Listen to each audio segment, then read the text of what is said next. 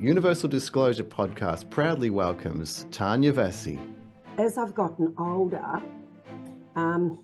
there comes a time when you really don't care what people think.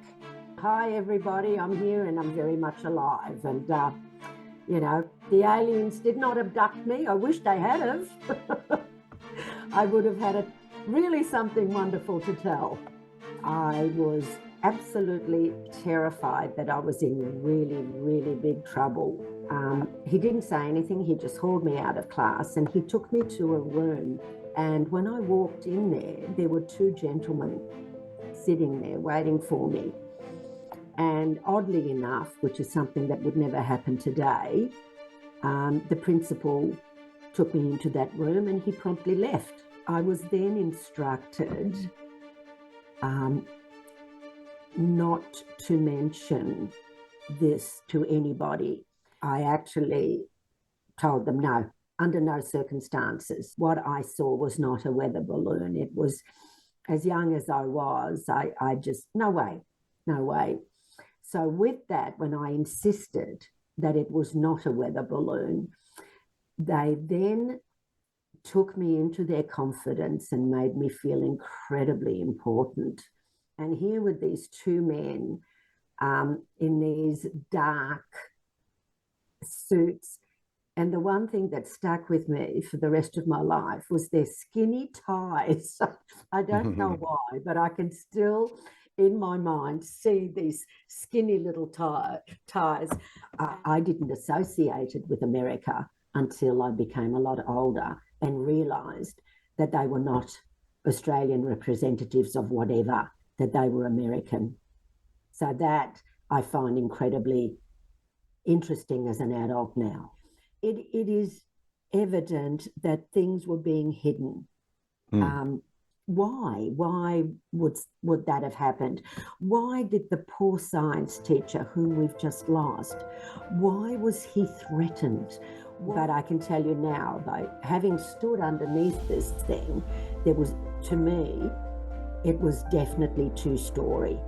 2024, please show me an aircraft of any type that has the ability to travel at the speed this thing did from one angle to another. The following program is presented for general information, education and entertainment purposes only and is not intended to be advice of any kind. The content, views, thoughts and opinions expressed in this program are those of the individuals involved. The use of information on this program is at the user's own discretion. And once again, welcome back one and all, wherever and whenever you may be. This is Universal Disclosure, meeting the moment. My name is Mike, an active UFO/UAP field investigator in Southern California, with my friend and co-host, Reverend Stu in Melbourne, Australia. Reverend Stu, I think we have a really special conversation coming up today. Will you please do the honors and just get right into it with who we're talking with today? Okay, thank you, Mike. So today we're going to be talking about the Westall UFO incident. This is an incident that happened on the 6th of April 1966 here in Melbourne, where I live. A craft was sighted over a school by multiple witnesses, around about 200 witnesses, including children and adults at the school. We're about to speak to Tania Vassie, who was the very first person to spot the UFO. She was a student at the school at the time. So I'm definitely interested to hear her perspective on this. I am as well. And I got to say a couple things about this real quick, because I've been into this topic for decades and devouring it. And I hadn't heard about this until recently when you brought this up. And that was fascinating to me because it was such a big deal in Australia, but yet for some reason it didn't get to me, as it were, right? Who really has been looking into this for a long time.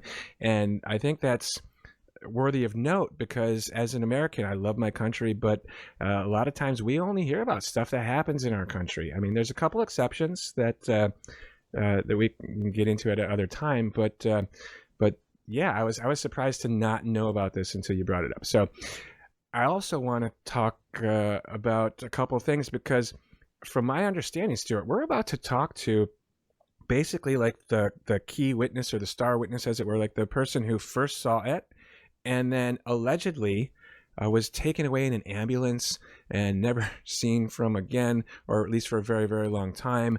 But I just want to make sure that we really get to the bottom of that and find out what happened behind that story. Yeah, I'm a little unsure on those details too, and I'd like to clarify them with our guest today. Now, just on the incident in general, this happened at a school here in Melbourne. You'd be surprised how many people are aware of this here, and I'm not talking about people who are into ufology. It's in our consciousness here in Australia because it's been on the regular mainstream media more than once, come up quite a few times. So, and I'm always surprised by who is aware of this. Now, it's not like something I bring up often, but if it does come up, you'll be surprised in a room of maybe 10 people, at least 4 will be like, yep, I've heard of that before. Wow. That's incredible. Let's get right down to it, shall we? Okay, thanks, Mike. Universal Disclosure Podcast proudly welcomes Tania Vassie. All right, Tania, thank you so much for joining us. We really appreciate your time, and we're looking forward to having a conversation with you. It's a pleasure. Thank you for inviting me. Absolutely. And as I understand it, you are sort of just now, not necessarily for the first time, but you're just becoming comfortable publicly talking about this within the last, couple months or couple years, or The last couple of years, really. It took many years for the people researching this incident to track me down, due to a couple of marriages under my belt. I have no idea how on earth they did track me down in the first place. But yeah, I spoke to the people concerned, but I wouldn't go on record. I was still working at the time and had a fairly prominent career, and decided that it was just something that I didn't want publicised to affect my credibility, I suppose, at that particular stage. But as I've gotten older, there comes a time when you really don't care what people think. You know, you're you. And I've watched programs that have been created through the efforts of Shane Ryan on this particular subject. And I noticed that some of my school counterparts were willing to talk about it and publicly. And I thought, well, why not? You know, as I said, at my age now, I'm secure enough to think I don't care if people think it's a lie or it's not feasible or whatever. You know, I mean, there were a bunch of people and we saw what we saw. Okay, well, that's definitely understandable, especially with some of the other guests that we've had and talked to. They said similar things where they were not comfortable speaking about it at the time, and now as time has passed or they're retired or whatever the case may be. So totally understand on that. Before we really get into it, though, we sort of start everything out the same with everybody, and we ask you, what's your favorite song or musical artist and why? Well, as most people in my era, I was an absolute Elvis Presley fanatic, and I still am. However, I actually lived in America for a number of years in San Francisco. And at one particular stage, a girlfriend of mine, who sadly is no longer with us, she and I decided to go and visit some friends in Wichita, Kansas. And one of my favorite memories is sitting, you know, in a car with the roof down, driving to the supermarket to pick up some groceries, and another brick in the wall was blaring on the radio. And especially since I've lost this friend of mine, it's a song that is very dear to me, and it brings back some really extraordinary memories of my youth.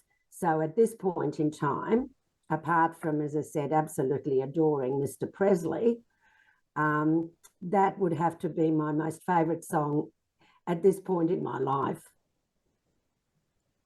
Okay, great. Oh, yeah. I'm a big Elvis fan myself. Absolutely love him. Mm. Yeah, I was living in England the morning he passed away, and had the alarm clock set for, whatever it was. And I'll never forget that moment for as long as I live. The announcement said, Elvis Presley, the king of rock and roll.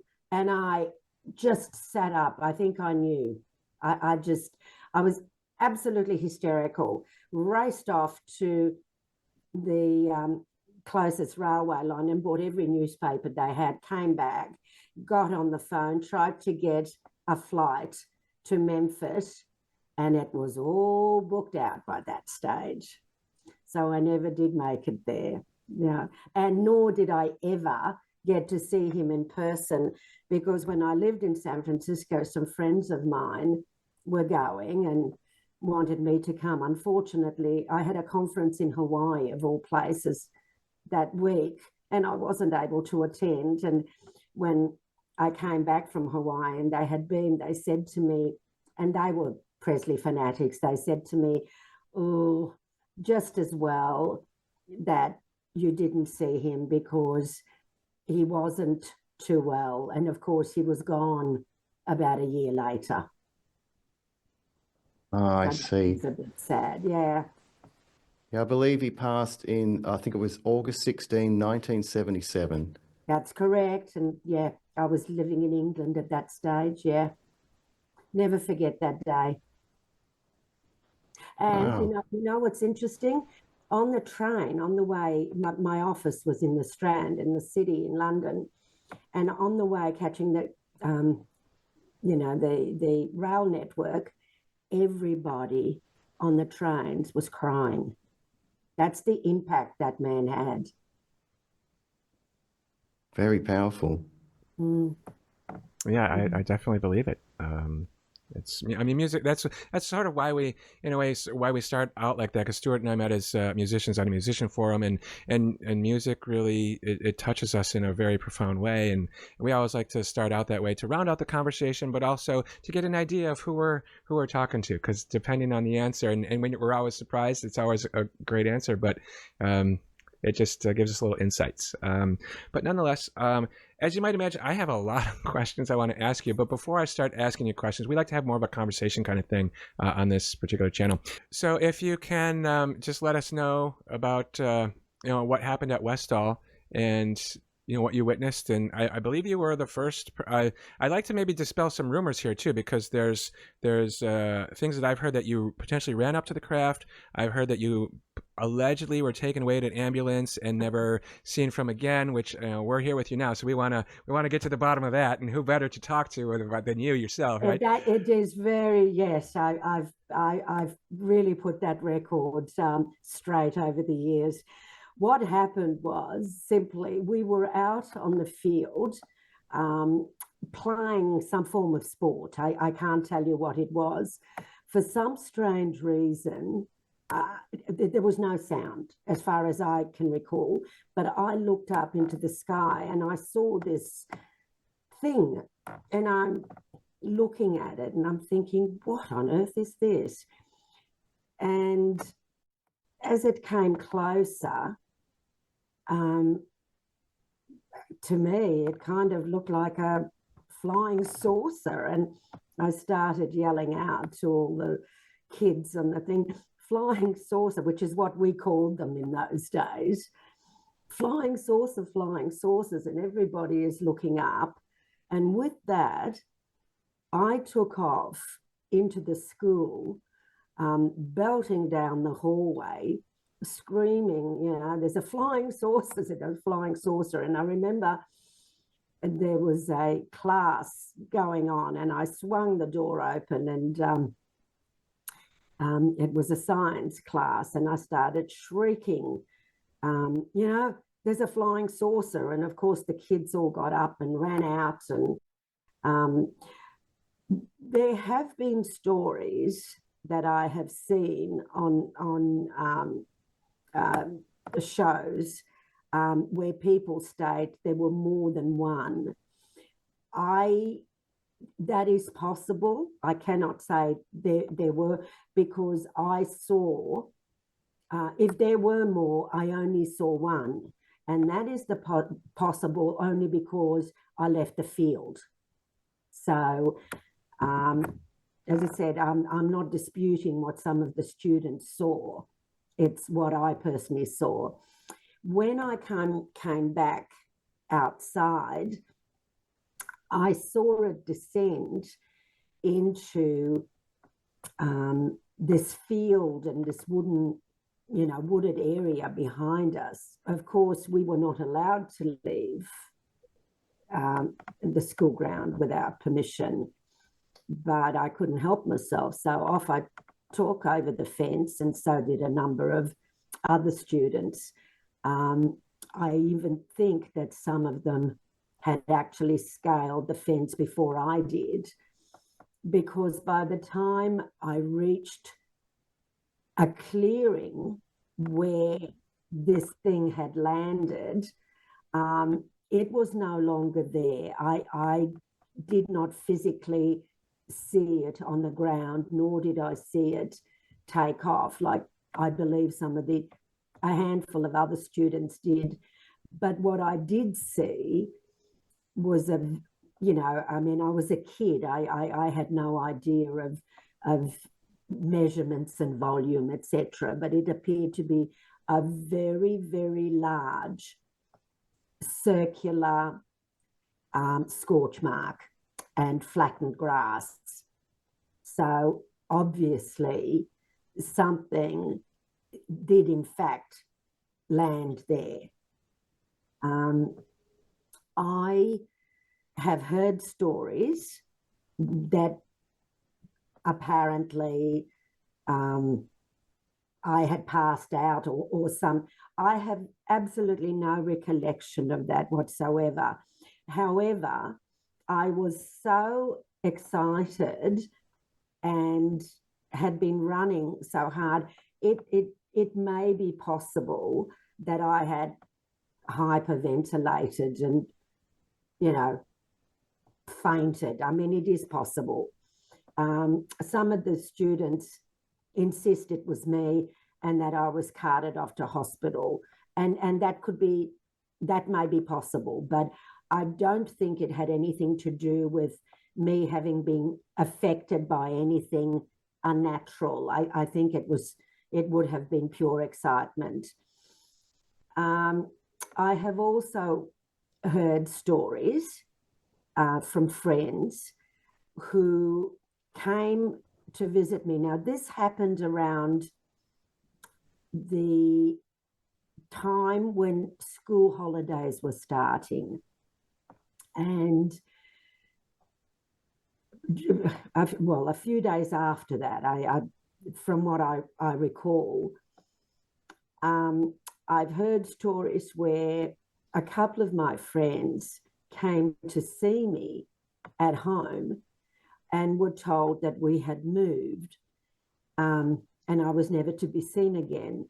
Once more, there is nothing untowards in that. Yes, during the school holidays, my mother and I moved, but that was purely due to the fact that my mother was a single mother at that particular point, and she had found better accommodation and possibly cheaper in another suburb.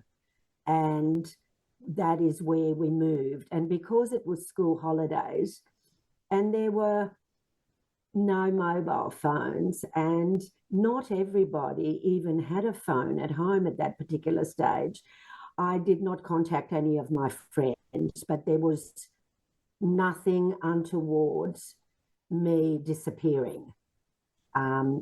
So, I was very happy to kind of tell my friends who are now very much involved in programs like this that, hi, everybody, I'm here and I'm very much alive. And, the aliens did not abduct me. I wish they had have.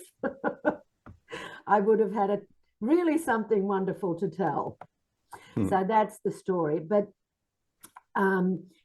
yes, you brought up the question of me not discussing the circumstance. Well, there is a reason for that.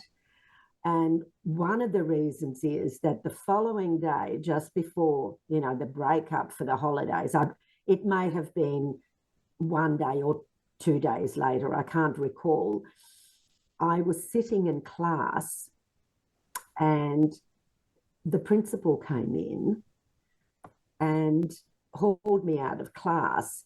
Now, I had already been severely reprimanded for having left the school, and I was absolutely terrified that I was in really, really big trouble for the same circumstance.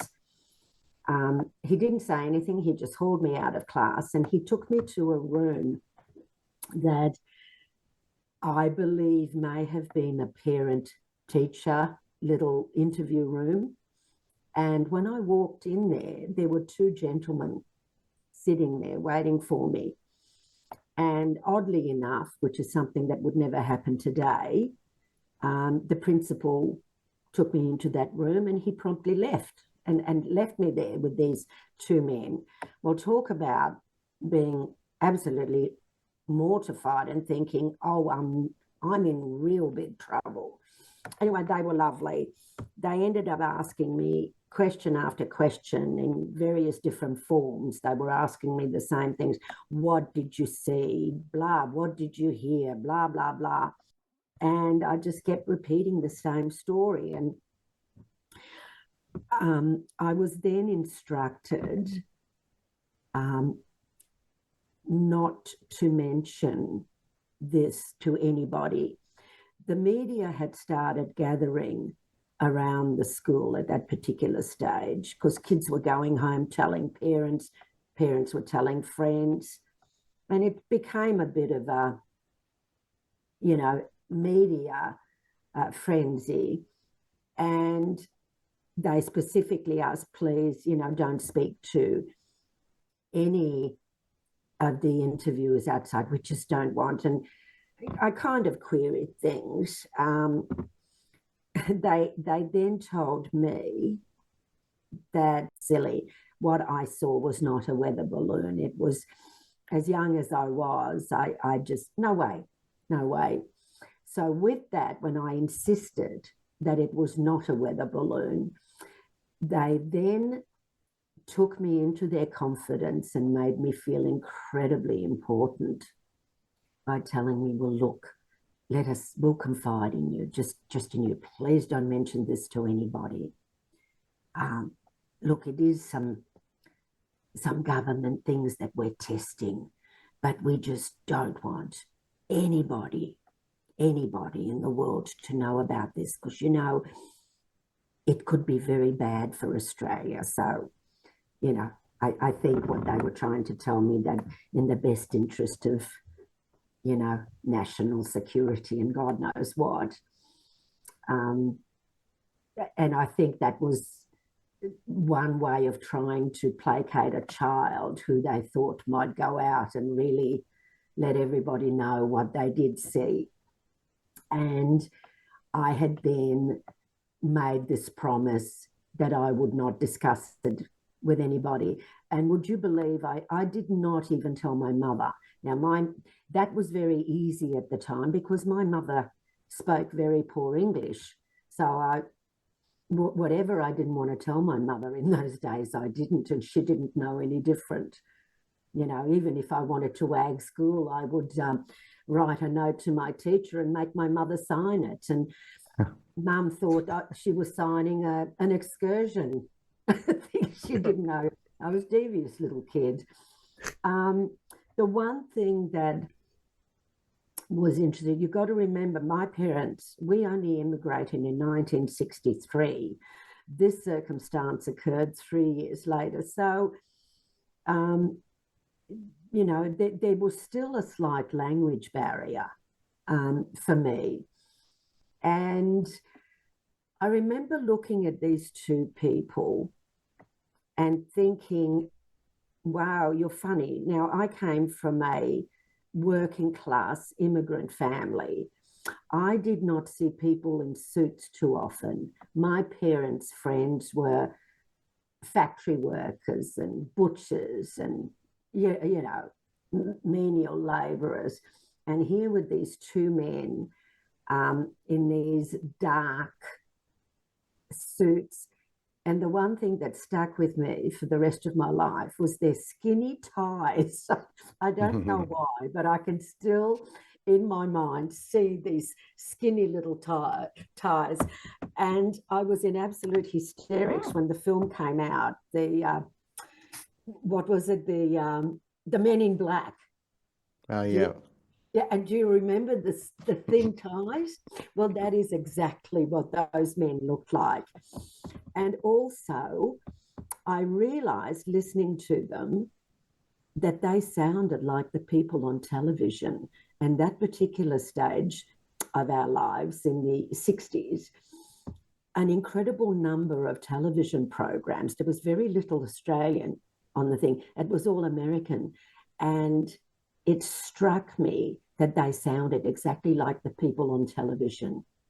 And I didn't associate it with America until I became a lot older and realised that they were not Australian representatives of whatever, that they were American. So that I find incredibly interesting as an adult now. Yeah. That's very interesting. Do you know whether the principal took out any other children to have a discussion with these two gentlemen? Yeah, well, I don't know how it happened, but I have heard, watching, you know, podcasts and things that I've decided not to be involved in for whatever reason. I may have been overseas, or a lot of it is being filmed in Melbourne, and I live in Sydney, or it didn't, you know, fit into my schedule. I think there were a couple of kids that were also interviewed. I'm sure that when I was watching programs in relation to Westall, that I thought, oh, yeah, so I wasn't the only one. I may have been the first. I don't know. I think it's possible another couple of people were. The person that would be best to, you know, tell you anything like that is Shane. You know, I mean, you must have gotten my details from Shane, did you? How did you get my details? It was because I follow a post on Facebook regarding the Westall incident, and there was a fascinating post about you being the first person to witness the phenomena and on that day, which I found really interesting and could potentially be somewhat significant. Right, right. Yeah, I thought that maybe because some people who've made contact with me have, in fact, tracked me down through Shane, who has been researching this for a number of years. He's absolutely wonderful, the amount of time and effort that man has put into this to try and get the truth. I think that is the thing. It is evident that things were being hidden. And you know, why? What was the story? Because I haven't seen that, but there are people alive today who actually saw the government vehicles arriving. They saw people unpacking metal detectors out of, you know, the cars and the whole area being closed down. So if it was nothing, why did all of that go on? You know, why was it all, you know, kind of hidden? It was a phenomenon that should have been looked into, that should have been detailed, and it should not have just been fobbed off at some darn, you know, air balloon where the adults involved, you know, were old enough to understand that no, this is not what it is. I mean, it wasn't just the children who saw this, it was adults. And, you know, it's interesting, the things that I myself have learned through watching these programs where one of the teachers who often photographed school events raced in and got the camera. I think it was a lady teacher, and subsequently had the camera taken away from her. Excuse me?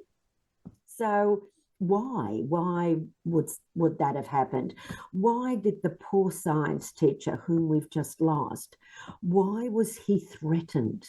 Why was he threatened to the point of being told that if he discussed what he saw, well, we're just going to tell the education department that you were drunk on the job and you are going to lose your career.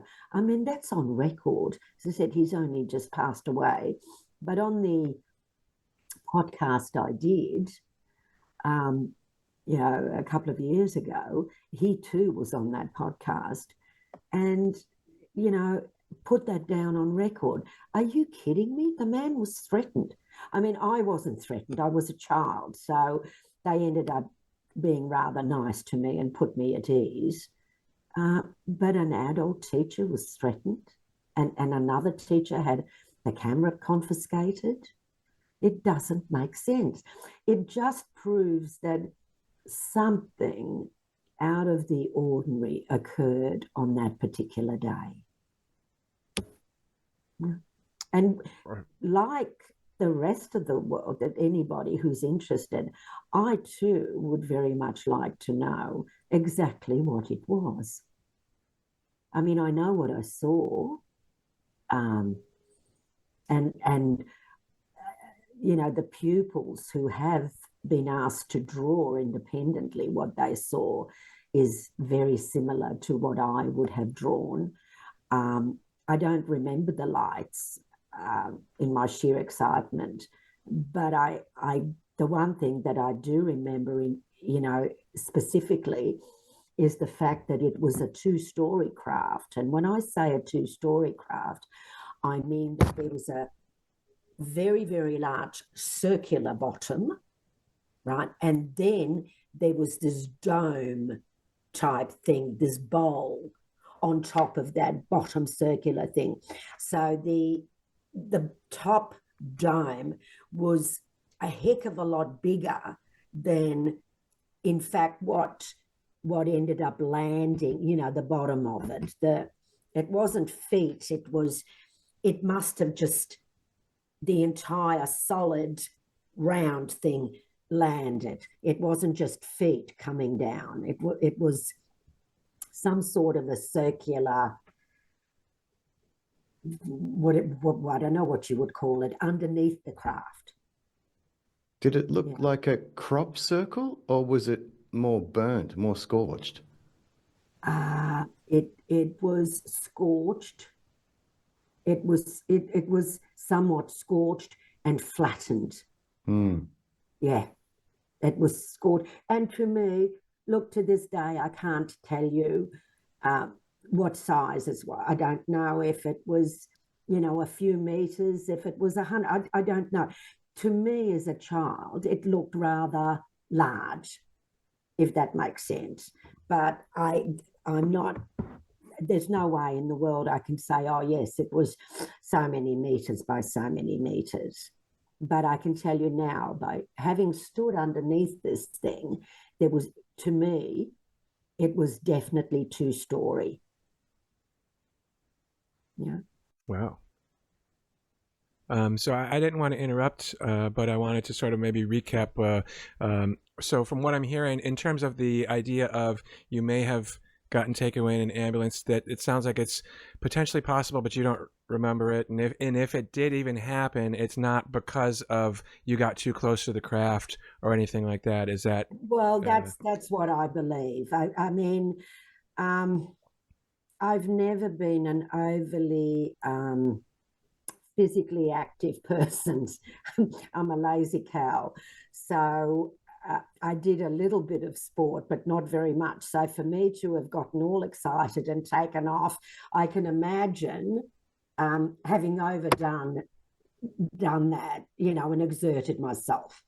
And you've got to remember that I didn't actually see the landed craft unless there was some residue of something left behind, which I doubt very much. That may have affected me. If it affected me, it would have affected other children who actually witnessed it there.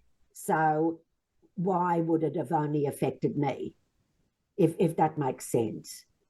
I've never considered that part as, oh yeah, you know, it kind of made me ill, or it did this or did that. I've never actually thought about it that way. All I've ever thought about it is, yeah, you know, I got so excited, I got so overwhelmed that, yes, it is possible that out of sheer excitement, I may have keeled over, you know, or from running so hard. I mean, that's my slant on it. Well, that definitely makes sense. I don't want to add to the mystery by any stretch, but I mean, I kind of feel like if you were taken to the hospital, that's likely to be something that you would recall in some way. So perhaps there was somebody else who they're mixing up, or I don't know. I'm just that. I mean, it's possible. They insist it was me. You know, a lot of the kids say, yeah, no, it was Tania. It was Tania. Anyway, but I really don't think that it is very relative. I don't think. Nor, as I said, to me, I look at it the same way as me having disappeared from the face of the earth, which was not the case at all.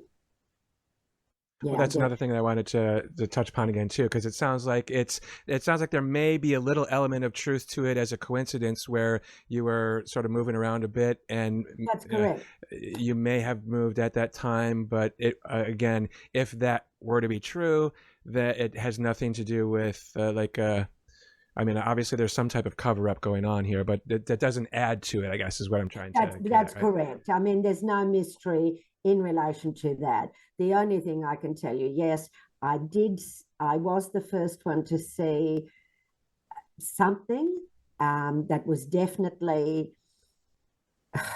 not a normal anything. And quite frankly, I've put it on record now, and I've been asked, do you think that it was something of this world? And as an adult now, my comment definitely is no. I do not believe that what I saw was of this world. And the reason I say that is because of the movement of this particular thing. I mean, to this very day, to, 2024, please show me an aircraft of any type that has the ability to travel at the speed this thing did from one angle to another. Have you? It just doesn't exist.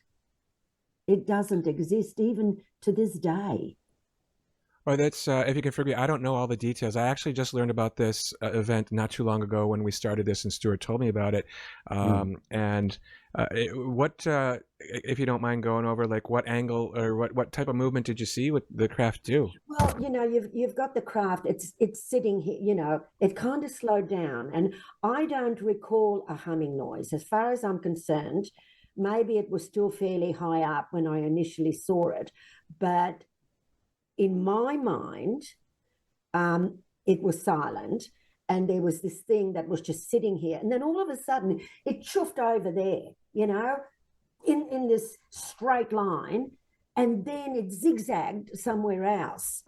And when I've seen other programs and even other American shows on Netflix about people who in your country have had a visual on what they believe may be a UFO, it's interesting that everybody talks about the movement of these things that, well, it's an unnatural movement for a machine. That's what I'm saying. Okay. Yeah, it just doesn't make sense. I mean, I don't know if there is such a thing, and the government. I don't know. Our government's testing things that we are not aware of, and for genuine national security of various countries, it is something that is not publicized. But then, why would they be? I've thought about this over the years.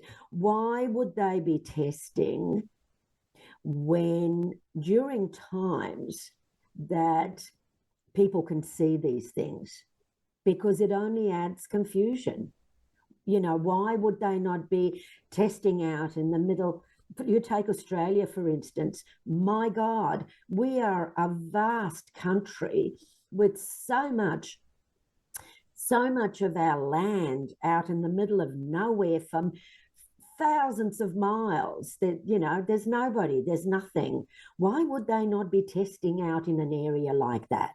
Why in an area over schools? Are you kidding? That's what doesn't make sense. You know, it surely nobody would be that stupid to create a scenario that can be questioned if they are trying to keep something secret. That, you know, they're the kind of things that you think about occasionally, think it doesn't make sense. Yeah. Those are great points. I mean, that's my slight on it. No, it makes perfect sense. If we can go back for a second to the guys, let's just call them the men in black, for lack of a better term, right? Because you described it with the thin ties and the black. What do you recall as they look like? Did they look like Americans? Did they look? They were too like tall. Normal? Or? Yeah. They were too tall, slim gentlemen in suits, dark suits, and thin ties. and when the film Men in Black came out, I remember thinking, oh my God, this is what I saw. And I had to laugh because I was watching something on television, you know. Oh no, it was actually an American program on UFOs. I don't know, some months ago. I only got rid of the photos the other day. And lo and behold, the people who had seen something in America and ended up being themselves interviewed, the blokes, the men concerned looked exactly like the men that came to see me. And I was in total hysterics here at home by myself that I actually took a photo of the screen and sent it to Shane saying, oh my God, have a look at this. This is what I've been saying all these years. This is what I saw. It was wow. It was kind of a black and white thing that was put up on the screen in that particular program. And it was exactly the same scenario, which made me laugh. I thought, well, there you are. Somebody else has been approached by exactly the same type of looking people. I couldn't believe it. You know, I saw it as a joke, but I thought, wow. So they're still running around interviewing people in your part of the world. Well, that's kind of where I was going with that. I mean, do you still have that picture by chance, or can we maybe get it from Shane? Or I sent it to Shane. Maybe. I mean, as I said, oddly enough, I only got rid of it. How did I send it to him? Was it Messenger? Would I have sent it on Messenger? Because we could add that later, couldn't we, Mike? Potentially. Yeah, absolutely. If we have it, we can put it in after the fact. Sure.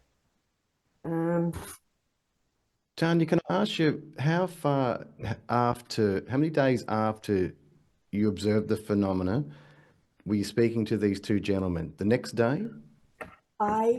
Look, it's possible that it was the next day. Possible because I think that there were the media was outside the school. It would have been either the day after the event, or within a day or two at the max. And the interesting thing is, I think it was possibly Shane who told me that somebody had discovered that there was an American contingent, American something that was not publicised. There were some Americans stationed in South Melbourne or somewhere at that time, but it was something that was not publicised. I don't know. Check with Shane on some of these things. I'm sure that this is what I have heard somewhere, that it has been discovered that America definitely had some form of government or military contingent here close to the city of Melbourne that was not publicised.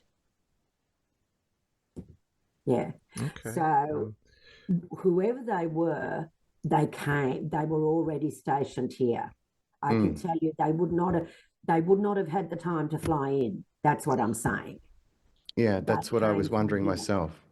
They came from here. Definitely. I think it's likely that that's probably would have been sort of standard protocol, because when we interviewed with Kevin Day from decades in the Navy, he mentioned that Australia was our greatest ally, and he's been there himself in the area, and it sounds like it's probably standard for that to have been. But it's interesting that we would even take an interest in what's going on at a high school in Australia, right?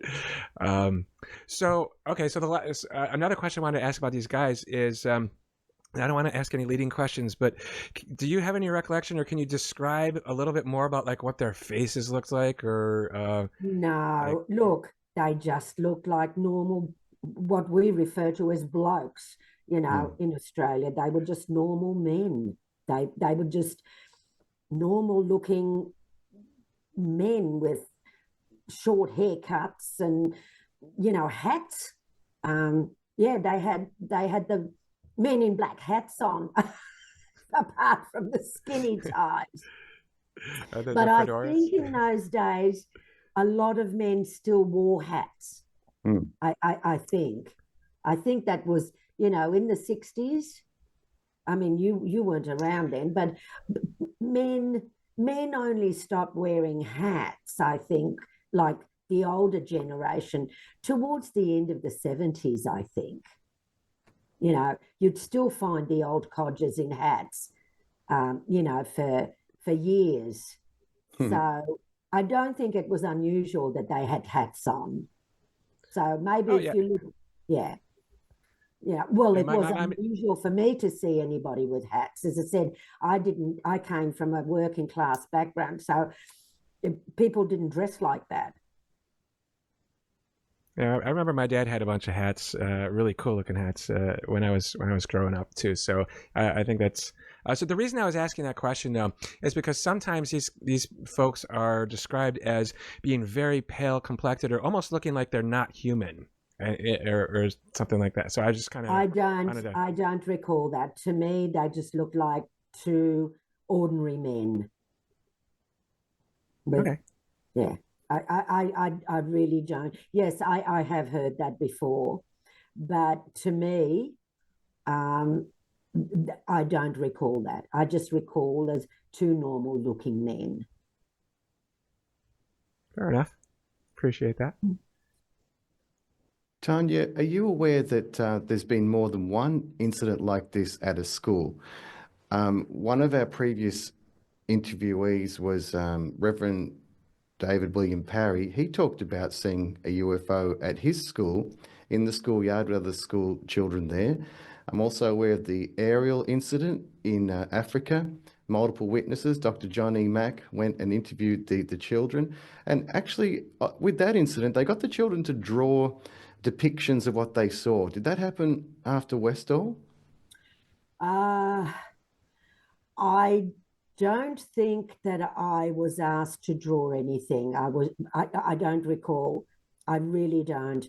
I know I was asked in detail to explain what I saw. I don't recall drawing. The drawings have come to my notice by some of the programs that the kids I was at school with were involved with, and they were asked to draw. And it was basically what I saw. But no, I've never drawn anything. I think I did. Yeah, I think I did in the podcast I did a couple of years ago. And he said, oh, yeah. He said, same as everybody else.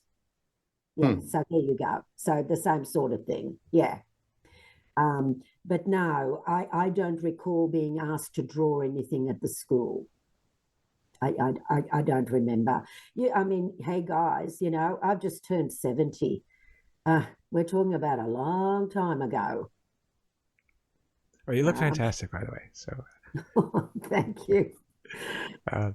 But yeah, I mean, but stuff like this, though, it sort of gets seared into people's memories because a lot of times if I'll do an investigation, usually they are pretty recent with almost current, but sometimes they go back to a decade or more, and it's just, you know, it kind of. So with that, did you happen to recall any smells when you were sort of going out towards where the craft was? No, I have no recollection of that either. So with the, again, I guess with the guys that were asking you questions, what was it like for you to be told by, you know, adults at the time, even though you were almost an adult yourself, but that you did not see what you knew you saw, or, you know, for them to tell you that it, you know, that it was a weather balloon and you knew clearly it wasn't? What was that like to kind of go through? Well, when I first met them, I was absolutely terrified. I was a kid, and all I was concerned about is that I had done the wrong thing by leaving the school, and boy, aren't I in a lot of trouble. I then realized, after spending a little bit of time with them, that I was not in a lot of trouble because I left the school. It was evident, even, you know, to someone my age, that they were desperately trying to find out what I did see. And they did put me at ease, you know. I was frightened to start off with, and then they were so lovely that I felt comfortable. When they told me that it was a weather balloon, that I was wrong, from my memory, I wasn't at all offended. It didn't worry me. I just, even at that age, I thought, what have you got to hide?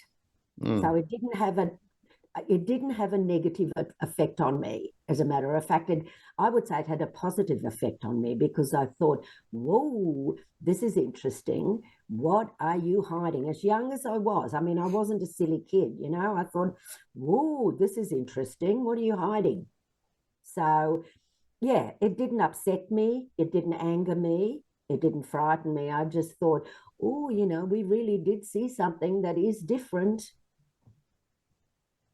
Yeah. Did you find you thought about the incident much after that? I know you were told not to speak about it and you didn't. No. One of the reasons being is, you know, I like to talk, and I put it out of my mind, you know, for two reasons. One, as I said, as I was getting older, was fear of ridicule. And the other was simply the fact that I had made a commitment that I would not discuss it. And I was absolutely adamant to honour that commitment because that is the way I was raised, you know, to honour your commitments. And I had said that I wouldn't tell anybody. Look, how old was I? I think I may have been around the 54, 55 years of age, living in Sydney, when I picked up a phone call from this woman who said, "Oh, you know, Tania Vassie." And I said, "Yes." She said, "Look, my name is Rosemary." I kind of think. She said, I'm a film producer and I'm making a film I'm researching the Westall incident." And I thought, and I remember saying, "Good grief, how on earth did you find me?" And she said, "Look, I'm flying up to Sydney. Can we please meet?" And I thought, oh, yeah, you know. I said, "God, that was a long time ago. I don't even know what I remember." She said, "Oh, I really want to meet you. Your name keeps cropping up when I'm talking to people. Could I please?" So lovely woman. So if I remember, I think because I was living rather close to the airport at the time, and I said, "Look, I think I picked her up, brought her back to my place, and then dropped her off somewhere to her friend's place where she was staying." You know, it was still in sort of the city area. Lovely lady. I was busy and just not interested in pursuing it or being part of the project. And then everything kind of lay dormant for another few years or a couple of years. And then I started getting phone calls and messages from Shane, you know, asking me questions. So slowly but surely, you know, I started discussing things, and he would often, you know, send me emails and ask me about this, that, and the other. And they started having these Westall get-togethers in Melbourne. And as I said, I was still working at that because I only retired a couple of years ago. I had an incredibly busy, you know, work schedule. And one particular stage, I mean, you'd be familiar, I don't know how familiar America would be with Aldi, but I was controlling all of Aldi's imports. Oh, wow. Yeah, I was working 18-hour days. So I had no time for anything, you know, between my family, my friends, you know, it was just something I wasn't interested in. And they just kept asking questions. That was fine. I didn't go to Melbourne to any of the get-togethers. And it wasn't until Ross Coulthart picked up the phone.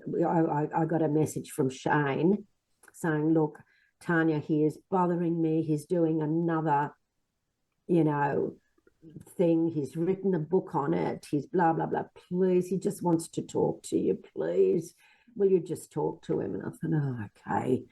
And he rang me. I said, "Yeah, okay." And he was on the phone in 5 minutes and we chatted. And he said, "Tania, I just want to meet you. I just want to talk to you. And if you do get a chance, it would be very interesting for you guys to actually check out that podcast because it's worldwide. It's my brother living in England, he saw it. I had him on the phone saying, "Good God, sis, why haven't I never heard about that?" And my ex-husband, we're really close friends, rings up one of our daughters and said, "God, I was married to your mother for 17 years and she never told me about this." So, oh, wow. Yeah, if you could send a link to that, I'd love to check it out. Yeah, I will. I'll find it somewhere. Yeah. I've seen it once. It was, it took, you know, like most interviews, it was a fairly long interview and they used about 2 minutes of it. It's really well done because this gentleman that we're talking about, you will not be familiar, but he's ex-Australian 60 Minutes. He's got... Oh, no, I know exactly who he is. I've watched a lot of his podcasts and such, and I respect him and admire his work. So yeah, I know who he is. Oh yeah, well, so you probably would have seen his podcast. I have many of them, but I don't recall seeing the one with you on it. Okay. Yeah, it's a really good one because he interviews people in America, researchers. He interviews a number of people. It was a really, really credible podcast, and that is the reason I agreed to do it. I had since been roped into doing one for Japan. That was an absolute disaster. The Japanese are incredibly dramatic people and put a lot of drama into it. My kids were in absolute hysteric. First of all, it was dubbed in Japanese. So here is Tania going, oh, go. It was unbelievable. And yes, very dramatic. So I said to Shane, please, because these guys flew out to specifically, interview me. I said, please, don't ever put me through that again. It was really. However, also I forget how many millions of people saw it. Anyway. So yes, I won't be doing anything like that again, I can assure you. But yeah, Ross is very credible, and it was a pleasure dealing with them. Yeah. Yeah, highly credible. He sounds quite enthusiastic about the whole thing too. He is. He's a highly intelligent human being, and he knows that something occurred. Or he, like Shane, and he's done a lot of work with Shane. He just wants to know what the hell happened. What was it? Please, can somebody just confirm that? Look, don't make people feel bad. Don't discount. None of us, that's the interesting thing. And especially now, we're all old farts. None of us have got anything to gain by this. Why? It is an experience that we have had. We have been asked to talk about it, but that's as far as it goes. And we're all on the same path where we would like to know what we did see. We were young children who were not lying. There was about over 200 people who witnessed this event, for heaven's sake. If it had been a bunch of kids, then one would understand that this is, kids' folly. But there were many, many children ranging from various ages to adult teachers and some people in surrounding houses. So it is a phenomenon which definitely occurred. Yeah, that's all I can say. I mean, I don't know what I saw. I know how I can describe it, but what it was, I can't tell you. But I do believe that it is definitely something, I mean, I have a friend who is a scientist, who talks about sound barrier and things that I don't understand, and tells me he watched it. I was up at their place in Queensland recently, and he watched it. And he said, look, it's really fascinating. He said, but I just can't see it being possible, but that's from his scientific mind, being aware of distances. And, he's talking about so many years away. And I mean, how, this, that, and the other. And I said, well, don't ask me. And I said, but, if something does exist up there, and first of all, who says we are the only ones in this universe? And secondly, if there is something out up there, I think their intelligence and their capabilities, we look like Neanderthals to them. There's got to be more out there. There's got to be.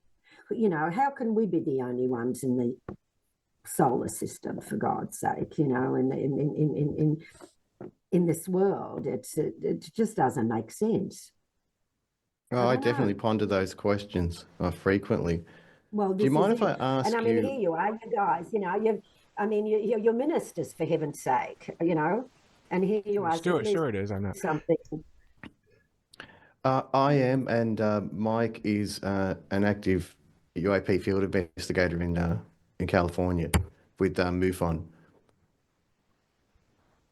Yeah. Do you mind if I ask you, what is your sort of spiritual or religious orientation? I was a christened Catholic. I I was educated by nuns in a convent. I was going to be a nun. There was a stage in my life when I was in a convent and I went to church every day and all the rest of it, until you know, we discovered boys and we discovered a trainee priest, and all the girls were falling over, and you know, ended up leaving. I went to church when I left the convent for a number of years, and then decided that it wasn't for me, purely because the last mass I had gone to, all the priest did was talk about, I think it was 3 or 4 times that the money plate went around, and instead of having a sermon, it was all about how not enough money was contributed the week before for what they wanted to do. I just, I don't know what it was that particular time, but, you know, there were all these lovely Catholic mothers and fathers with their children standing outside the church having a meeting prior to mass beginning, all talking about their neighbours and running each other down. And I just thought, this is not what I thought religion was all about. The last time my partner and I went to mass was, we happened to have been in Canberra, and you know, at Marnica, and there was a lovely Catholic church across the road, and mass had started, so we decided to go to mass. I'm not a fanatical believer, and I'm not a non-believer. You know, I'm still a Catholic. My children have been christened. But, you know, I had the local priest when I was in Melbourne many years ago, a young married woman. I used to have Father McNamara come over. I absolutely adored the ground he walked on. He'd come over for dinner once in a blue moon, and he loved his red vino. And, you know, I remember sitting there one night, and Father Mac saying to me, I loved him. I absolutely loved him, and saying, "Now, Tania, you're married now. Now, what about children?" I said, "Oh, Father, no, I've got this to do and that to do, and I'm not ready." Well, now what are we doing about that? And I said, "Well, I'm on the pill." Father Mac said, "Oh, no, you're a Catholic. You can't be on the pill." I said, "Well, Father, I can't have children at the moment. I can't afford to have children in the moment. So if I get pregnant, I'm going to have an abortion." He turns around and says, "That's all right, darling, stay on the pill." Forget that. God bless him. God bless him. I mean, he's up there with God now. He has been for many years. So yeah, I'm a Catholic. I'm not a practicing Catholic, but I have certain religious beliefs, and I just, you know, I believe Jesus existed. I believe that, you know, I mean, yeah, I'm a Christian, if that makes sense. Yeah. I I'm not that enamored with the papal system in Rome. I think, and I've read a lot of books on the popes and things over the years. However, we must also respect the fact that, like everybody else, they were only human, so they made mistakes, like we all do. You know, we're people, don't we? You know. So yeah, I do have certain religious beliefs, and yeah, I'm a Christian. Thank you for sharing that. I find it interesting that you felt quite a strong pull to become a nun there. So were you Well, questioning? yeah. Well, I some of the nuns that I was being educated by were just the most magnificent human beings that God had ever created.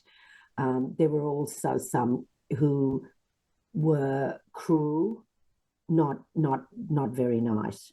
And as an adult, I thought a lot about that at one particular stage. And I think the Mother Superior at the convent actually, I think the poor woman, looking back now, was going through the change of life and was not quite um, mentally stable, if that makes sense. Mm-hmm. So I've never really, Mother Thomas, I've never really held it against her. I didn't like her as a young girl. And I didn't appreciate some of the things that happened to me.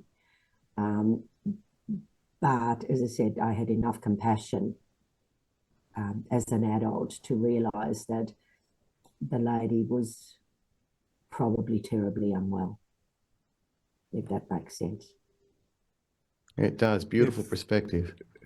if I may, I want to sort of take us on a little sidebar here, maybe go into the weeds a little bit, Stuart, because I find this very interesting. In fact, well, first, I was going to ask that same question about spirituality when you did, so we're definitely on the same wavelength on there. But Tania, it was very interesting to me to hear that you actually went into a convent, because one of the things that I heard, to sort of go back to the beginning part where, and again, it sounds like there's maybe elements of truth to this that are not quite in the same. They didn't necessarily happen the way that it's presented. That when you allegedly were taken away in the ambulance after the UFO sighting to never be seen from again, that you also went into a convent, and I don't remember who it was that I heard say that, but they thought that it was strange or out of character. But for you to say that you actually did makes me really wonder about that story No. being. The convent was a convent school. The convent. Oh. Stuart, have you ever heard of Villa? Have you ever heard of the Good Shepherd Convent at Oakley? Yeah, I think I have. Yeah, that's not far from me. Okay, the Good Shepherd Convent in Oakley was the most magnificent old building, and it was um, run by the Good Shepherd nuns, and it was threefold. One, they did sell off some of the land, which is now Chatston Shopping Centre, Oh, many wow. years ago. Yeah, Yes. and there were the Good Shepherd sisters. Then there were the Sisters of the Cross, who were a form of Carmelites who did not speak.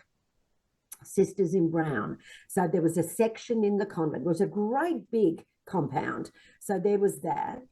Then there was the laundry. The sisters ran the convent with all these girls. Now, they were older than us, who worked in the laundry, and they were the problem children who were institutionalized for whatever reasons. And then there was a private school called Villa Marita. Now, my mother was divorced.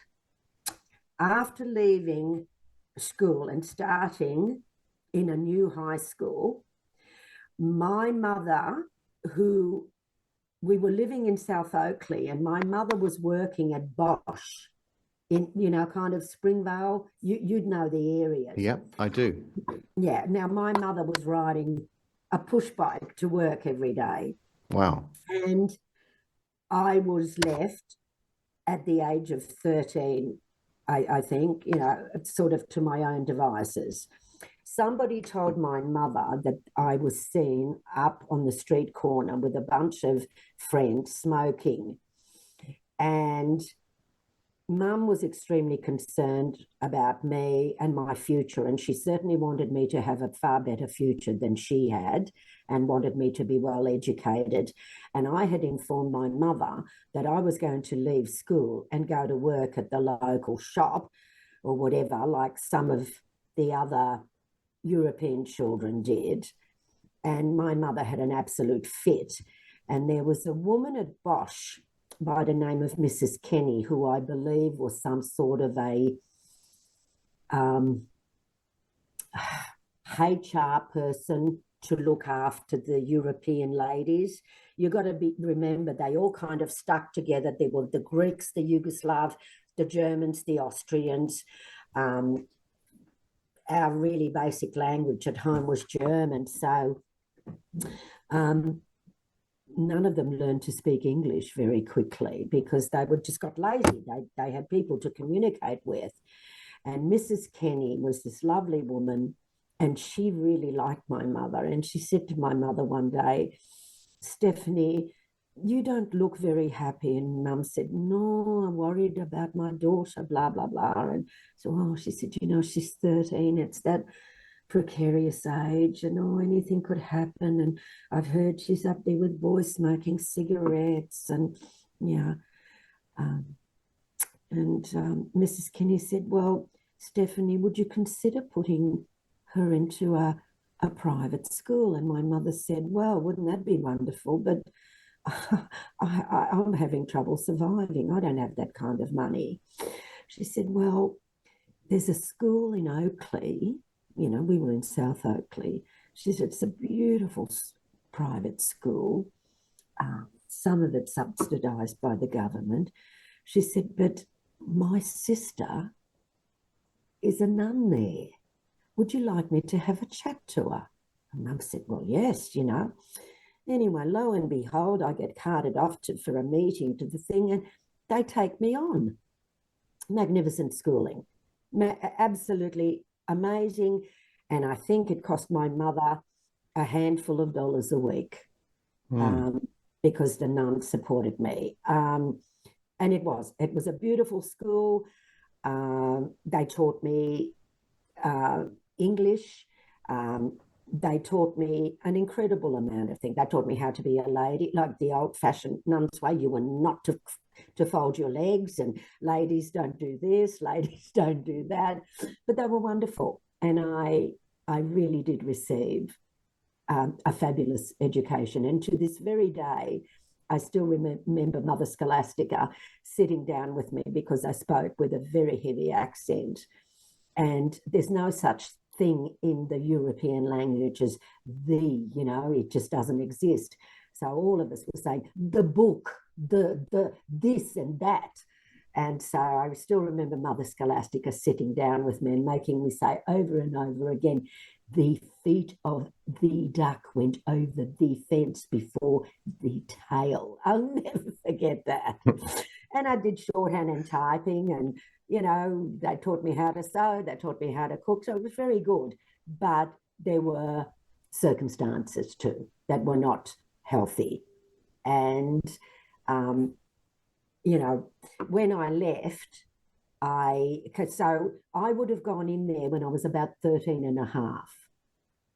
And see, that's another reason why I kind of disappeared off the face of the earth. We went home for school holidays and the odd weekends, but we were confined in that place.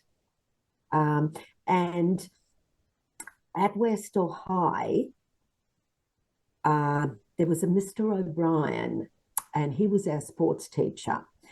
And I was never a runner like my granddaughter and her mother. They're, you know, very into sport. I wasn't. But in Slovenia, you had no choice but to do gymnastics. It was because it was under basically Russian rule in those days. So you had to do gymnastics. So I did gymnastics, and Mum tried to get me to do ballet, And the ballet teacher said to my mother, Stephanie, don't waste your money. She's got 2 left feet. But then Mr. O'Brien threw a sword at me. Westall was doing fencing at the time. And, you know, for someone who had no style, I picked up and fencing became my love.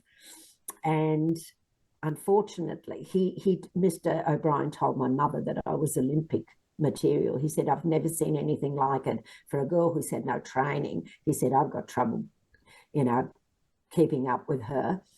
And my mother told the nuns that I had to go out every Saturday on a training program. And unfortunately, they let me do that 2-3 times, and then they wouldn't allow me to do it again. Mm-hmm. That's very sad, actually. I'm now, my daughters go to a magnificent private school here in the Southern Highlands, and I've just discovered that they do fencing, and I'm hoping that one of my granddaughters at that school is now going to take up fencing. Wow. But so I didn't go into the convent to become a nun. I went into the convent to for the education. But like everybody else, you know, we all did our very best to keep the nuns happy. And I was one of the kids who was getting up every morning at some ungodly hour and going off to mass. And, you know, telling my parents and other people that I was going to be a nun, but it was really a childhood folly. When, as I got a little bit older, I realized that that was not for me. Out of curiosity, do you happen to recall, like, when in relation to the sighting event to when you went into the convent, like how much time had passed? Yes, it would have been, okay, so it was, the sighting was during some form of a school holiday coming up. I never went back to that school after the holidays because my mother had moved, and I went to a new school. I would have been at that new school, I'd say, for close to a year or something like that, before Mum decided that I was, you know, off the rails and stuck me into the convent. So it would not have been a long time after that. Maybe 19 late 64, 60, or maybe 1965. When was the moon landing? I think that was 68. 68. 68. Okay, I was still in the convent in 68. I think I left the convent in 69. So that happened in 63. I was in the convent for nearly 4 years, I think. So it would have been maybe towards the end of 64.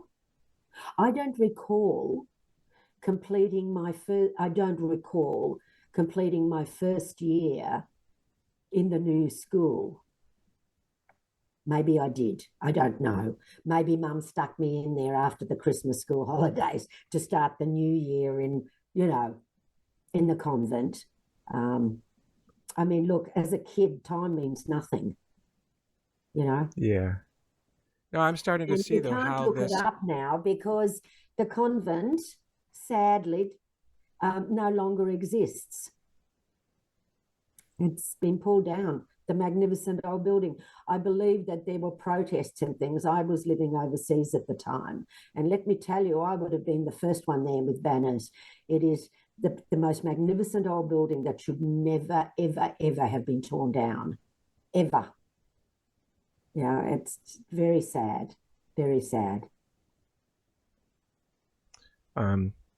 I mean, I can start to see now why some of these stories had come out that were maybe not, because it was the coincidence that the sighting happened just before holiday, then you happen to have moved to go to a different school, and shortly after that, you did happen to go into a convent. So there's some truthful elements to it, but so I don't know. I feel really excited now to have. I mean, you probably already corrected the record, I'm sure, a couple times. But Oh yeah, look, I wanted to get it's all down to been the bottom of corrected it. in Australia, I think. But at least it kind of made the people who were thinking that way, it made them aware of the circumstance and the fact that they weren't telling lies either. Do you know what I mean? That Yeah. it is what happened. It is what happened. But there is a very simple explanation for it. Yeah. And I've since heard from some of those people privately saying, oh, wow, that it's wonderful to hear, your side of the story after all these years. And where have you been? And why aren't you a part of what we're doing down in Melbourne? And I just haven't had an opportunity. Nice. Very nice. So after you saw the craft, I know that you didn't speak about it for a long time, but did it affect your view on the world or your spiritual perspective? Well, no, not really, because my beliefs hadn't changed. My belief, well, it affected me in as much as something other than my religious beliefs. There is something else that is the effect it had on me. I believe what I believe, but then there's just another element to that makes me wonder. That's what changed. Thinking, God, how does all this fit in? How does all this fit in? Which is something I don't understand. Is it, I mean, what is that other dimension? Like, how does it fit in with our religious beliefs if there is something else, or can they be married? And this is where sometimes I wonder about reincarnation. I mean, I had an aunt who was just as mad as I am, and she used to say to me that definitely there's more to it than what we know. Now, she was a religious woman, but she believed, and it's supposed to be against the Catholic religion, that you keep coming back. But she believed it in not a nasty way. She believed that you keep coming back until you perfect yourself, until you are the closest thing to godliness. Now, one of my girlfriend's husbands, whom we all adored, I really believe that he was the closest thing to a perfect human being that you could ever create. He was caring and loving, and he loved his family, a good old Irish Catholics, he loved his family. He was a hardworking, he was just perfect. He was just the closest thing to perfection that you could have in a human being. Suffered a dreadful fate with cancer, and we lost him at, God, I think he was only 62. But, I thought to myself, yeah, this is one man who'll never come back again, because he's made it. God knows how many times he's been here before, how many wrongs he's done in previous lives. But this time he's got it right. This time he is what everybody should be. So, it kind of, I think, well, this, this spacecraft or whatever, is that just another dimension that we can go into once we go to the other side? That's what I think I kind of believe in, that, you've got your heaven, whatever it is. Is it a thing, God? Is it a machine? Is it a really superior human being? And you've got that up there, and you go up there, and you know, he says, look, this is what you've done wrong. You go back again, or whatever. I don't know. And are they a part of just another place where you've got a choice? I mean, I read something recently where they say that there are various different other dimensions. It's not just one thing up there. So yeah, I don't know. I'd say, you know, we'll never know, will we? You know, it's just something to consider. Well, I love these questions. Is it possible that your mother may have had some sort of astral projection experience, near-death experience, something that revealed that information to her?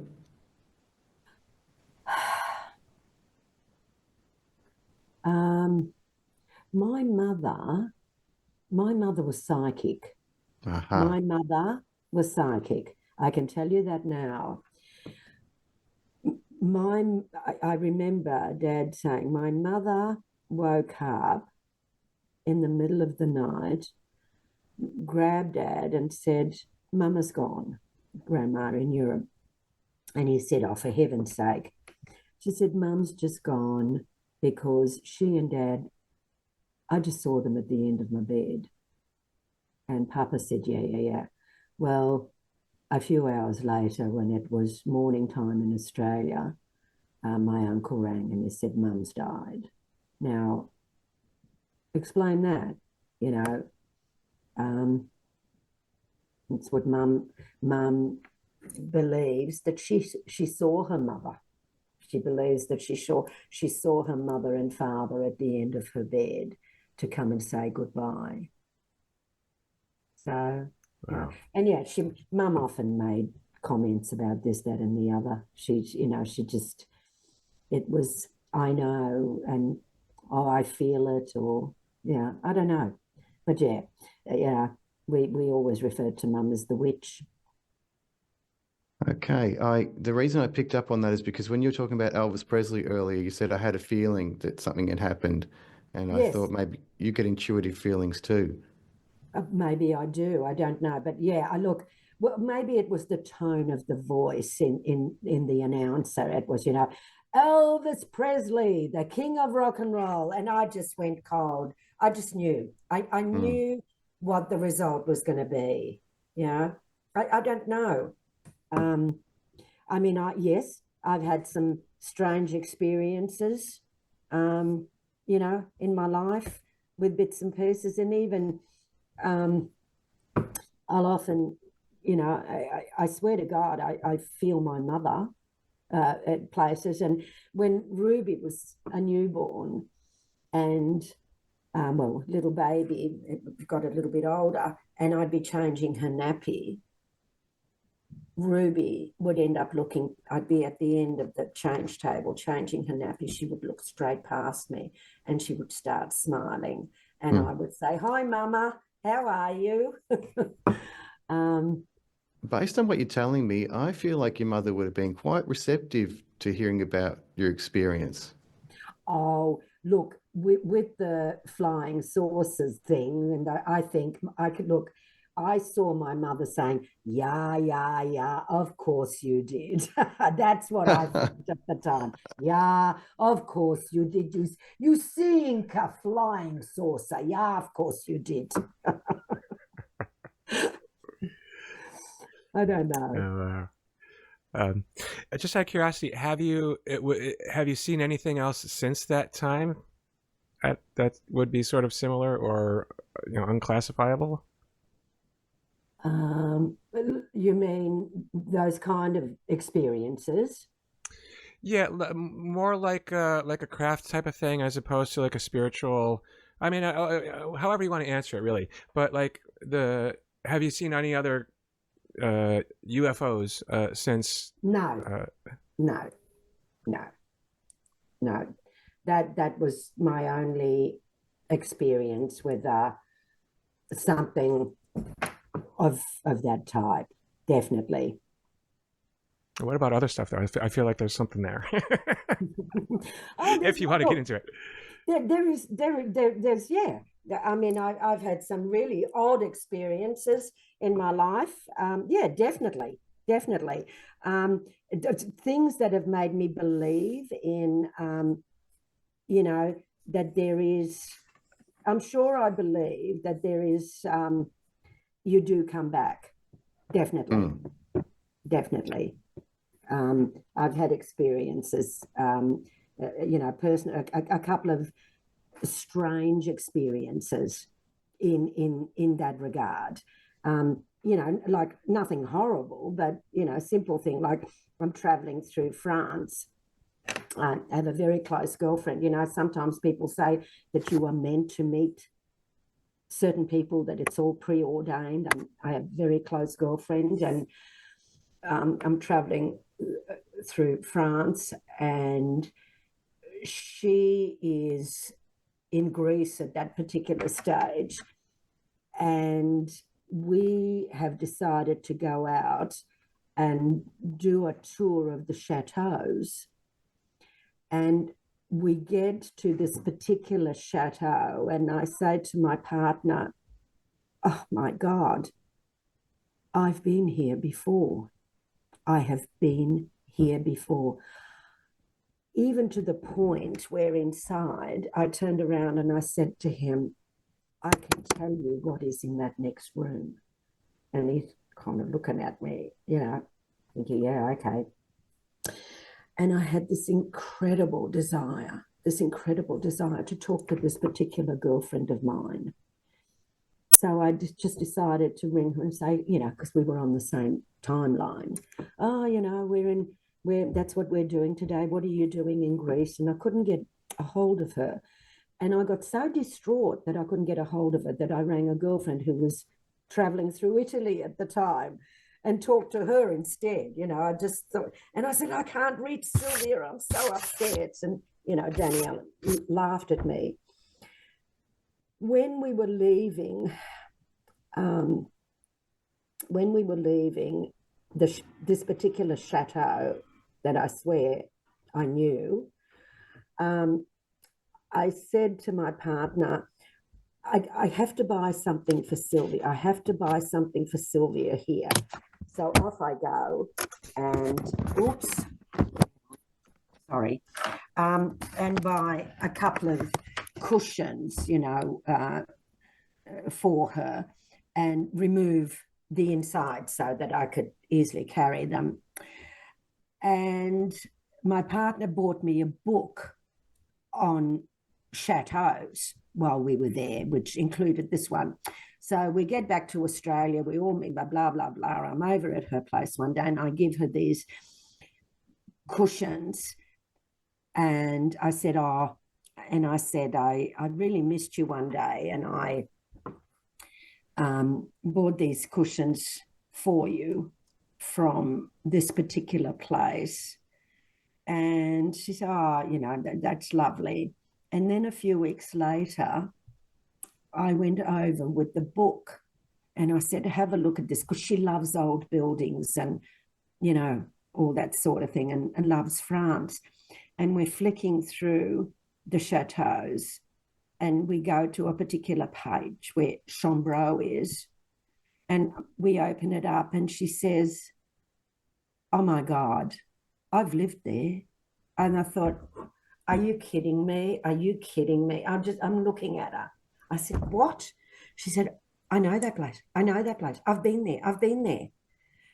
And I said, well, Sylvia, I said, that's where I bought those cushions, because I don't know, you were just kind of on my mind.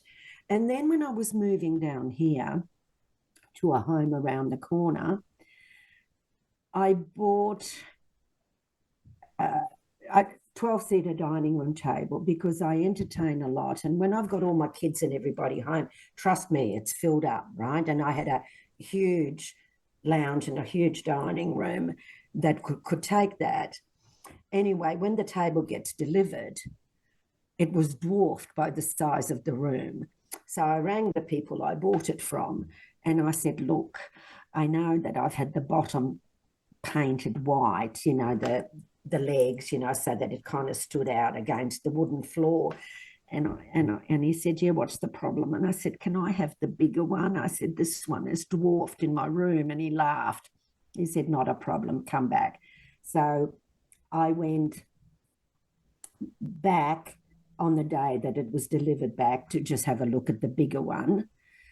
And, you know, the gentleman in the shop laughed at me and then decided to give me a gift. And the gift was two embroidered cushions. And I just about fell off my stool because one of the cushions was chambreau. Wow. I thought, so of course, I promptly gave it to my girlfriend, didn't I? But I mean, what a strange coincidence. Now, I don't know what slight you guys put on this, but that's odd. Why would that happen? Yeah. I don't have the answers, but it's definitely interesting, and you know, we've heard similar types of things in our other conversations too. It's I don't know what to say about it other than it sounds pretty. Well, that's right. I mean, I don't know what to say about it, but I kind of, you know, I had lunch with Sylvia the day before yesterday, Friday, and I kind of think, you know, I look at her now and I think, gee, I'm sure you and I have been together before somewhere. So that's where my belief now, you know, comes. Yep, there is something, that there's another side to things. That's very interesting, because your mother was quite convinced of that, and now you are, and I understand why you are based on what you just told us. I mean, well, think about it. What are the chances of that happening, where both my girlfriend and I felt we knew the place, and me having that need to specifically buy her a gift while we were away, and then the table incident? I mean, that was just hysterical. Yeah.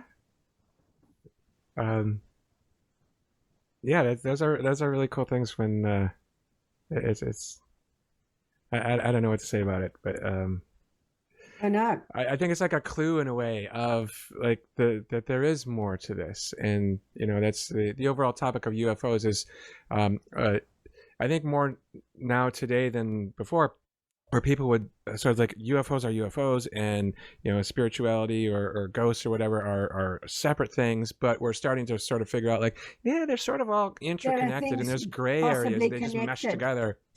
Yeah. I'm kind of curious with what you've been through. What would your advice be to somebody, anyone out here who might be listening or watching, who maybe saw something in the past that's pretty remarkable or significant, or someone who sees something in the future, like for you to have kept it inside for so many decades, and now you're at the stage where you're just like, yeah, enough is enough, I'm putting it out there so other people can hear it and such. What would your advice be to anyone who's holding it inside, or for people who might see something in the future? Don't hold it inside. You know, there's as long as you know yourself, you know, that this is what you saw, then have the conviction to be able to say, this is what I saw. Because the more people who speak up, the more this is going to be investigated and looked at, until maybe one day we get some genuine answers. I don't, you know, you by keeping things to yourself is not going to do any of us any good, is it? I mean, I was very fortunate that it really didn't affect my life, because I didn't allow it to affect my life. But we're all different, and some people are more sensitive and they take things more to heart and stew about them, you know, sort of thing, or may have told somebody who may have laughed at them, and it could have had very negative effect on their self-esteem, you know. So just go out there and tell people, if as we say now, I know what I saw. As simple as that. And you cannot dispute it because you weren't there. But it would be great if you really look into it and see, what's possible, what's not possible, what could it have been. We should all be investigating things to bring them to the fore. I mean, that's my belief. Awesome. Yeah. And the more people that talk about these things, the more people will come out and say, look, I have a story to tell you too. And not everybody can be wrong. And it's interesting how similar when you watch, like I have in the last couple of years, bothered to actually watch some of the stuff, on UFOs and things on Netflix. It's just amazing how similar the stories are. There's got to be something to it because people are all talking about the same sort of occurrences. Yeah. I'm quite convinced there's something to it. I've had other experiences which have led me to believe that we probably reincarnate as well. And when you have an experience yourself, it's very compelling. You're not hearing it from someone else, just having the experience and you're learning from it. Yes, exactly. You can't just poo-poo things, you can't. You've got to have an open mind. I mean, if you don't, the world will stagnate. We won't grow. Yeah, and I would say that's unscientific because we're supposed to be exploring new paradigms and keeping an open mind. Yeah, that's right. Anyway, so that's my story, guys. It was amazing to hear, and thank you so much for visiting with us. I from the bottom of my heart, this was really something special, and I appreciate your time and your sharing with us, but also your courage to not share not only with us but with everywhere else that you've shared before your story, so that other people can hear it. Thank you. All right. Thank you. Much love to you, Tania. Just wonderful. Okay, guys. Well, there we go. It's done.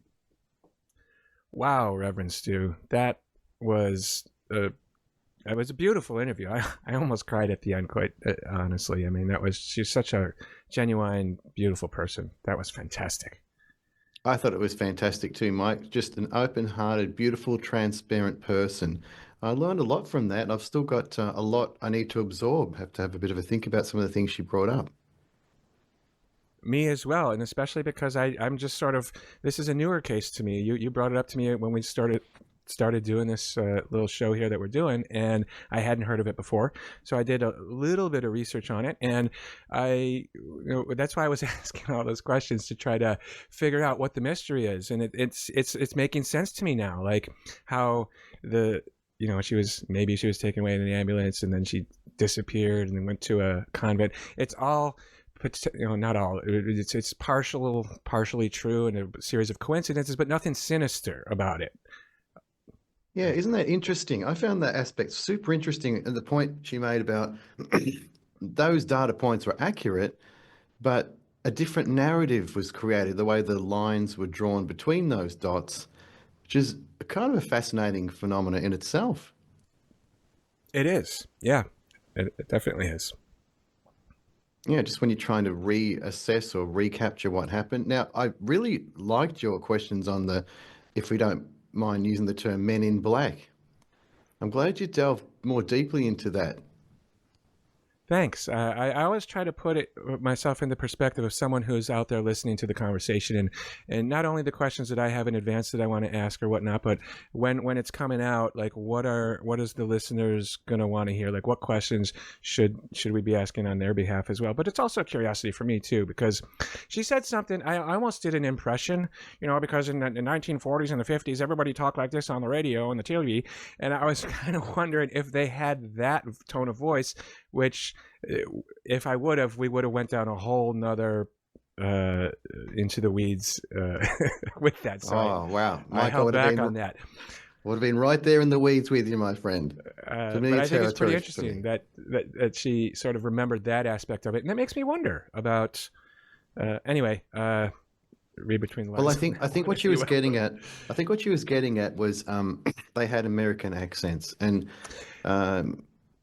we hear those accents not generally in our daily life here in Australia. It's quite rare that you encounter an American person, not unheard of. But predominantly we hear your accent, so to speak, on the television. So well, that's the thing. Okay, well, maybe that's what it is. Because for me, when she said it sounded like they were on someone from the TV, that made me think like radio announcer, news anchor kind of thing, or kind of projection. You know. Anywho, that was amazing. Oh, fantastic! Yeah, all of it. It's just I've got a lot of things to ponder. I want to follow up on some of the things she mentioned too, the show she was in, and that other person who's been assisting her with trying to assess the situation and rebuild the whole narrative. That sounds really interesting because she recommended that we perhaps speak to that person, which I'm 100% open to. Likewise, yeah, I want to do the same. And also, by the time this actually airs, we will have the answer. But if we can get that photo of the men in black, that will already be in the episode. And if we don't, it won't. But I want to follow up on that as well. Yeah, I want to see that picture. Yeah, so next up, we have another amazing guest next week coming up, and his name is Mr. Stephen Bassett, who is a very well-known person in the UFO community, as it were. He's a lobbyist in Washington, D.C. He's been working very hard behind the scenes for the decades, really, and he's going to give us an update as to sort of where we're at with everything. Mike, that's an impressive guest. It's a highly prominent figure in this world of ufology. Fantastic. Yeah, we're doing our best here. We're trying to talk to everyone who can really add to this conversation. So with that, join us next time. And as always, thank you for your likes, comments, subscribes, shares. Keep them coming. We do very much appreciate it. And, you can find us on universaldisclosurepodcast.com. We're on audio only everywhere. We're on YouTube. We're pretty much everywhere we can possibly be. So we'll see you soon.